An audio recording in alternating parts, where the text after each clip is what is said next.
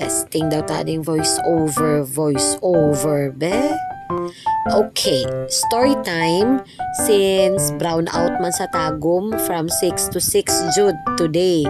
Kaya siguro naisipan na ning isa ka bata na mukuyog sa Davao kay mangumpra ko og gamay ra god. While nagkalingaw ni siya og kaon, niingon in taon ni siya nga dili sana siya ganahan mo sakay og aircon na bus kay maglain jud daw yang tiyan. Pero sige gyapon siya kaon ha. Oh ha. Kaya pagpanguli na namo, timing kaayo kay naay bus nga non-air. O di ba? Lami kayo yang paminsar kay perti daw kahangin.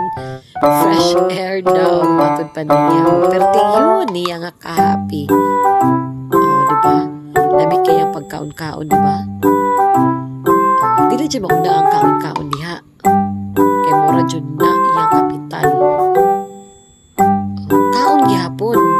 Sige lang gyapon kaon. Kaon lang ng kaon. Bitaw after Anna di nakatulog. Pero mauban daw gyapon siya sunod na mulakaw ko. Sa dihang dili, madali mag voice over. Ay.